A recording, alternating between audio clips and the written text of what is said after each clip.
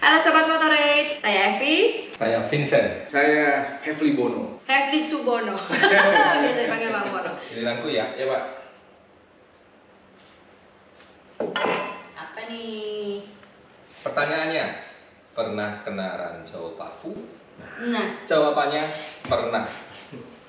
Seberapa sering? 1 kali. Jadi 17.000 km hanya sekali kena ranjau paku. Itu pun tidak fatal ya, nggak sampai sampai masuk ya. Nggak sampai masuk pas menyamping gitu. Jadi aman. Tapi panjang banget. Iya. Kalimantan tuh ya Pak. Di Kalimantan antara kota Tanjung ke Banjarmasin. Aku Bu. Iya dong. Set ke atas lagi. Apa yang dikocok ya? Bawa baju berapa? Banyak. Enggak deh. Bawa baju berapa? Baju palingnya buat rolling seminggu lah. Tapi kan kita tiap hari bukan tiap hari, maksudnya ada momen bisa pas dicuci ya kita cuci. Ada momen bisa laundry kita laundry ya Bu. Tapi nggak setiap hari, jadi buat seminggu rolling. Seminggu sekali. Dan bajunya kaos, biasanya kaos yang dry fit tipis, jadi enak, ringkes di bawah. Itulah kalau naik motor tuh setiap kilogram dihitung ya. Iya, itu 7 tuh udah banyak itu. Yang tebel kan jaket ya. Iya. Saya sekarang, wah ini juga bener nih Pak. Oke. Oke, pertanyaannya adalah cara nentuin jalurnya gimana? Cara nentuin jalur. Kayaknya Bapak itu harus arsi dong yang arsi. jawab. Cara menentukan jalur ya. Nomor 1 Google Map saja. Dan Google Map juga bisa salah, bisa bukan menipu ya, tapi dia kan punya algoritma sendiri. Jadi patokannya Google Map. Kemudian yang paling bagus jangan segan-segan bertanya ke orang lokal. Orang lokal itu baik-baik kok. Gitu kita dikasih tahu bahwa saya mau ke sana paling bagus lewat mana. Oh, mereka punya banyak banget data. Dan itu menyelamatkan kita dari banyak kesulitan. Iya, jadi kita sering nyobain juga kadang-kadang jalur yang tidak ada di maps. Bapak. Ini sekarang aku ya. Iya Bapak.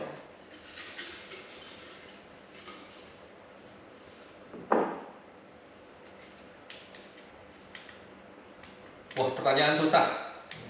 Biayanya habis berapa? Nah, berapa nih? Kalkulator mana kalkulator? Biayanya habis berapa? Gini cara ngitungnya ya. Jadi kalau biaya itu adalah konsekuensi dari cara touringnya, cara perjalanannya, kemudian jaraknya, dan harinya. Dan jenis kendaraan juga. Dan jenis kendaraan. Jenis kendaraan akan menentukan berapa banyak bahan bakarnya ya.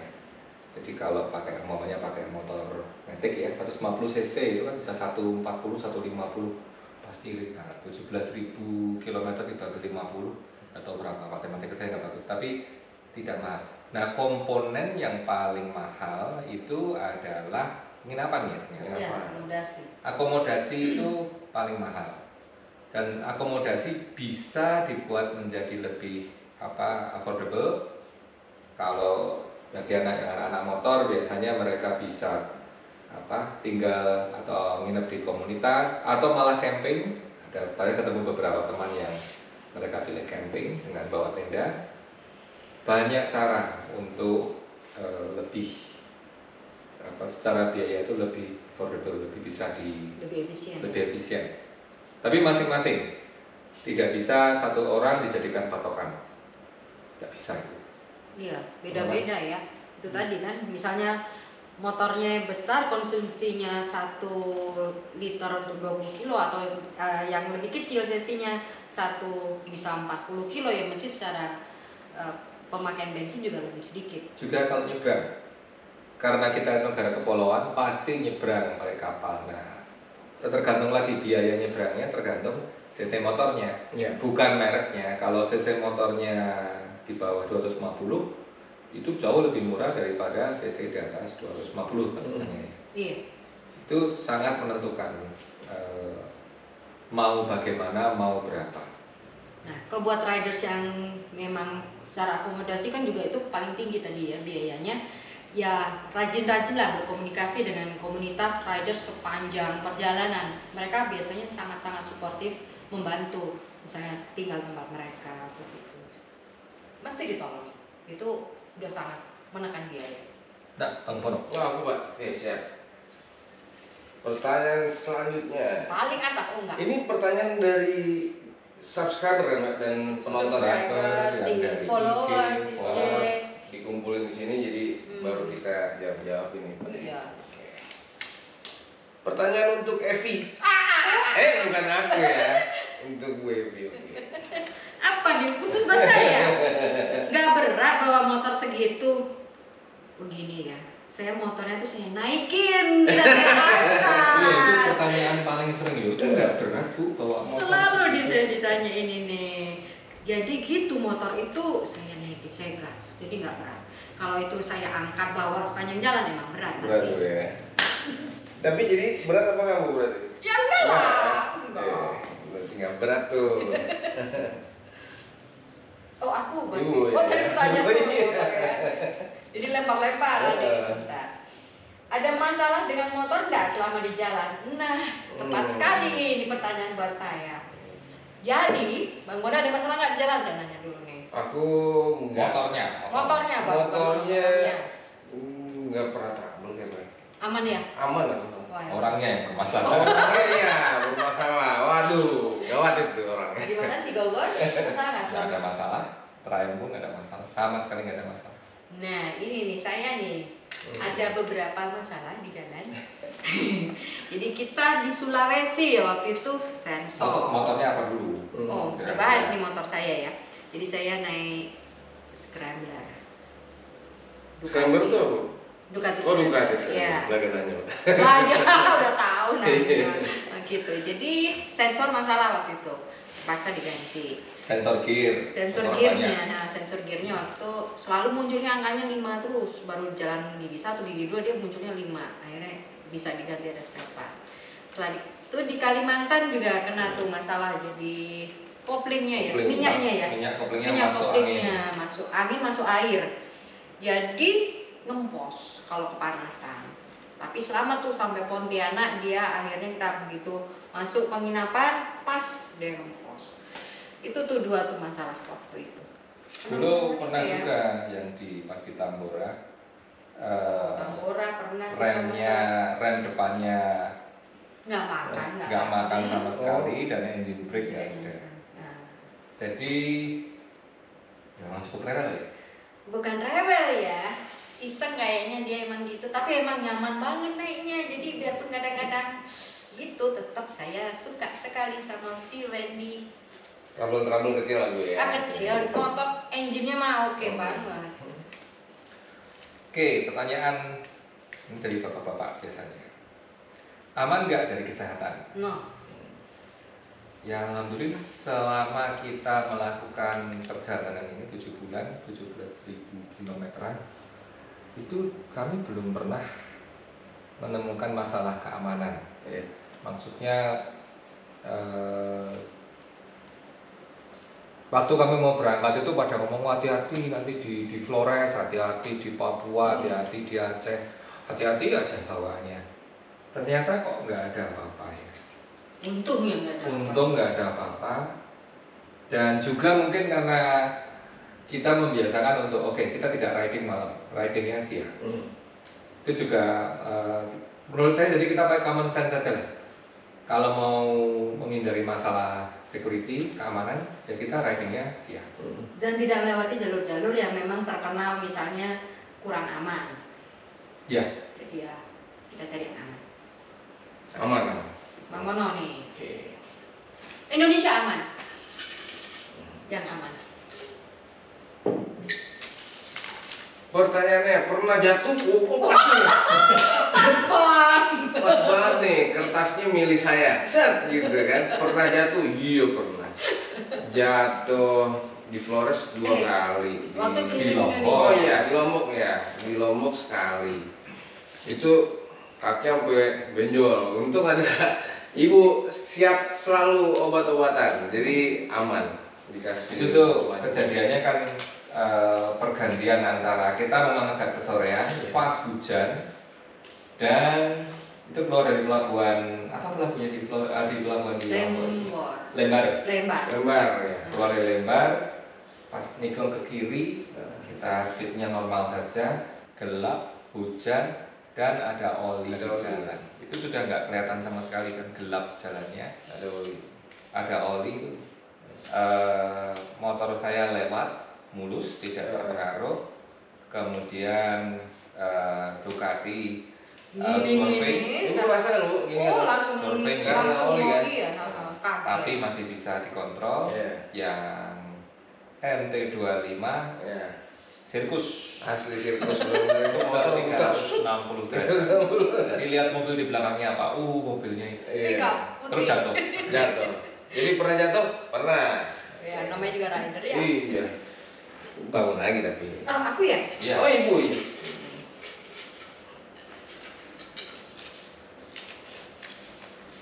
Berapa orang semua? Coba kita hitung. 1, 2, 3. Ya, sudah. 3. Menjawab. Betulnya ada dari beberapa etapa itu ada yang join di tengah-tengah. Jadi, saya bisa ikut. Nah, ikut. Jadi memang yang selalu konsisten ya kami bertiga. Ada yang join di etapa ini, ada yang di join di section itu. Ya rame lah. Kita kan komunitas terbuka. Jalan, pertanyaannya nih ya, jalan aspal mana yang paling bagus? Nah, paling bagus untuk apa? Kalau paling bagus buat speed, jawaban saya ada di 2 tempat saja. Satu di Kalimantan, itu bisa tuh 300 sekian kilometer di bawah 4 jam bisa, termasuk istirahat itu. Karena memang bagus banget dan tidak ada apa-apa, lurus. Hanya hutan sawit. Kalau paling bagus dan pemandangannya juga bagus, itu hanya ada sejauh kami tahu di Aceh, pantai barat, daerah Grute gitu loh. Pokoknya keluar dari ke arah Melapo, itu cakep banget. Kalau yang seneng cornering, ya tetap ke Flores. Itu ada 1000 tikungan yang siap menanti Anda. Iya, paling seru itu. Itu soal jalan aspal paling nggak enak di ayo di mana? nanti Aspal paling nggak enak. Belum ada yang nanya ya. Belum ada itu ibu ya. Sehari berapa kilometer naik motor? Paling jauh 200 300 lebih 60-an 300 pernah. lebih. Iya. Rata-rata antara 200 ke 300. Ya, rata-rata segitu. Oke. Sekarang giliran saya. Apakah pertanyaan? Motornya pakai apa? Ya. Nah, jadi kalau saya pakai Ducati Scrambler Icon 800 cc. Kamu mau pakai apa? Aku Yamaha MT25. 25. Selalu terdepan ya. Selalu terdepan. Tapi Andrea di belakang. Selalu di belakang urutan. Urutan di belakang. Saya di tengah. Nggak nyambung jadi saya ya. Bapak pakai apa? Saya pakai Tiger 900 dari Triumph. Banyak yang kalau di jalan ketemu orang, loh sekarang Tiger 900 ya, yang dulu kan 2000. Saya jawab, ya. Betul.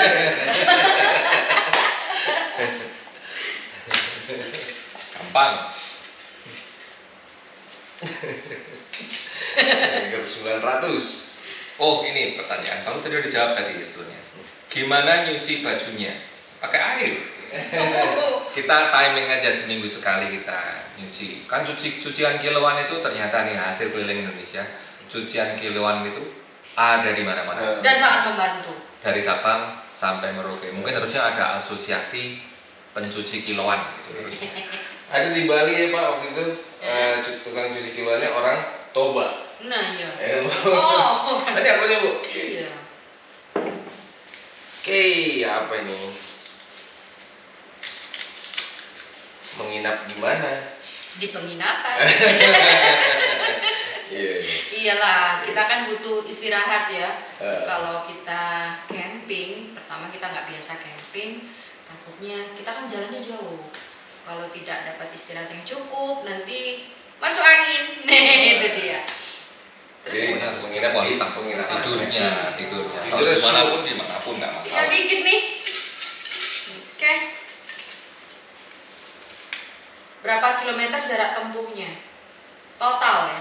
Totalnya Total 17 ribuan kilometer. Ya. Jauh. 17.000. Oke, next.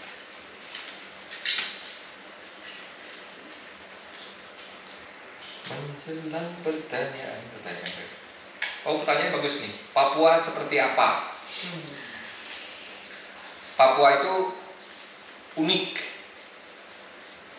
Memang baru sekarang kita melihat, maksudnya saya masuk Papua dari tahun 2011, sudah sering ke Papua.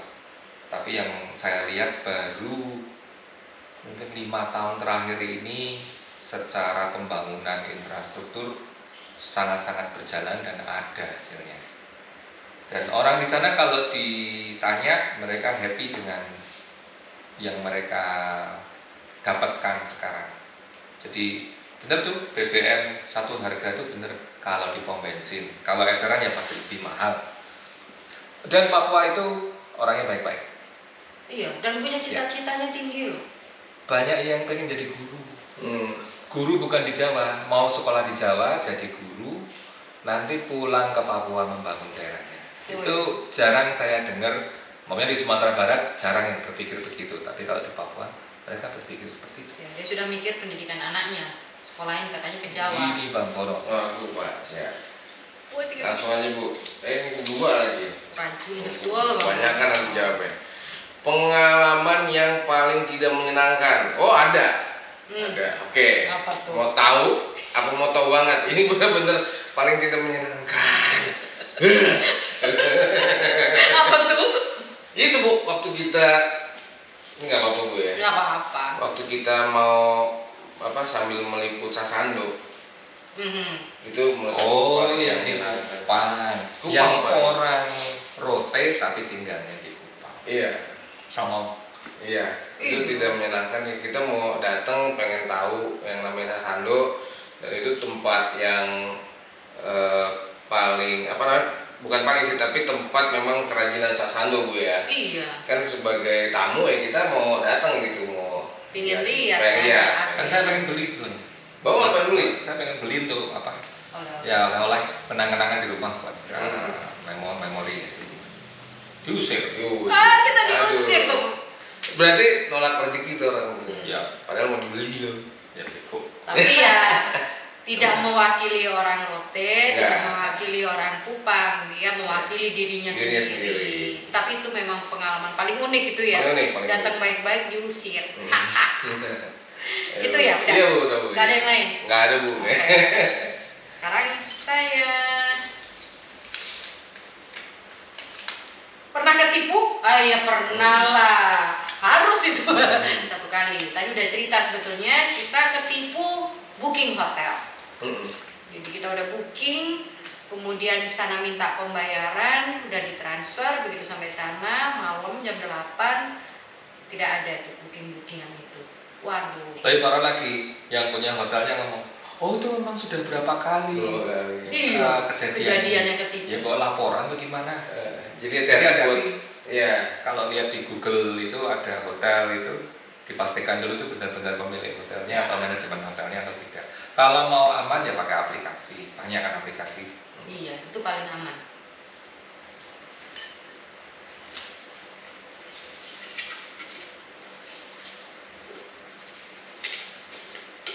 Pernah ada kecelakaan? Pernah. Iya pernah. Bang Pono kena oli di jalan. Jadi itu hal yang paling ditakuti setelah pasir ya. Iya. Pasir masih bisa ngontrol karena kelihatan, tapi kalau hujan ada oli di jalan atau ada tumpahan solar, nah itu. Tapi kita pernah juga, ini unik, waktu kita mau masuk Yogyakarta di Jalan Dendels tuh, ada sabun di jalan, jadi hujan, terus ada jalannya kan gelap, tapi ada bekas sabun Tumpahan sabun gitu. ya? Jadi itu repot itu. Iya, kita mencoba menghindar, tapi kan kelihatan busanya. Jalanan Bisa. itu Bu, pokoknya jalanan pasir, jalanan licin. Ya itu kalau di jalan, biarpun diterangi, kelihatan ada warna yang lebih gelap ya Di aspal. di aspal. Iya. Coba hindari, karena bisa aja itu bekas oli atau solar, dan juga deket-deket pangkalan truk. Nah itu juga harus hati-hati. Sering itu oli gardannya bocor. Mau liga dan bocor. Sama rumah makan, hati-hati, lapar. Nah, mampir. Auto belok. Iya, auto belok. Emang aku Bu? Iya dong. Oke, Woy, berarti tinggal Ibu tunggu tuh, di Ibu sana pertanyaan terakhir tuh. Oke. Orang Indonesia Timur kayak apa sih? Ramah-ramah banget, sumpah ramah-ramah banget Bu ya. Iya, Yang dan kita temuin. sangat menolong banget. Nah, Dan suaranya bagus-bagus. suara Wah, bagus. nyanyi. Dan doyan party. Beneran, Pensi. maksudnya party karena budaya mereka Bu ya. Iya. Budaya mereka emang Vibe-nya tuh positif. positif ya, seneng kumpul-kumpul lah. Iya, dan kita misal kita lagi berhenti itu mereka akan datang nanya. Bukan karena kepo mau ngapa-ngapain ya, tapi memang mereka seperti itu. Dan kalau kita minta tolong nih nanya jalan, biasanya orang kan cuma nunjukin, mereka nggak dianterin. Dianterin. Nah itu. Ambil motor. Ambil motor Itu di dianterin. Forest tuh ya? Iya. Oke. Kita mau ke Borobudur. Itu dianterin beneran. Kalau udah senyum manis-manis. Aduh, berapa 1.000 wak? Senyum. Aku di terakhir nih. Terakhir. Bu. Waduh. Pertanyaan terakhir. Kok bisa dapat narasumber di jalan? Nah, bukan sekedar nemu nih di jalan, kita memang nyari. Jadi kita sudah tahu nih, kita ingin tahu tentang budaya di Madura ya waktu itu ya. Ya kita bertanya siapakah orang yang bisa kita temuin yang bisa menjadi narasumber. Kalau kita bertanya nanti banyak yang beri info. Dan mereka sangat welcome untuk bercerita pada kita. Jadi Iya, di daerah itu lebih gampang. dinas Pariwisata. pariwisata dan kebudayaan ya biasanya Iya. digabung. Itu tuh orangnya ramah-ramah, sangat-sangat helpful. Sangat membantu. Jadi paradigma berpikir saya bahwa oh kalau dari dinas ini ribet itu mungkin hanya berlaku untuk daerah di mana tempat saya tinggal sekarang ini atau Jawa mungkin. Tapi kalau di luar Jawa, Sumbawa kita sangat dibantu. Sumenep ya Pak? Sumenep di Sumbawa. Di Dompu ya? Di Dompu. Waduh, banyak banget langsung kumpul dari Kalau segala Pak Iksan macam. lihat, halo Pak Iksan.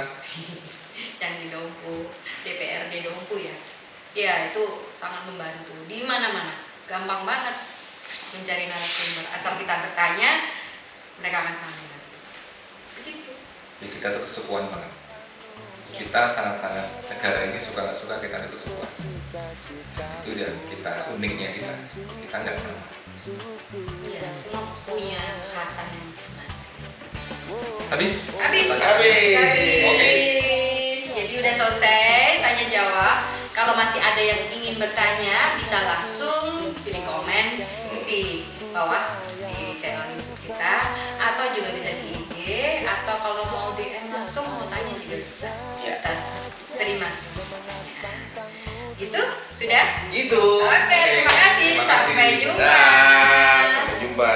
Kita Indonesia, kita luar biasa.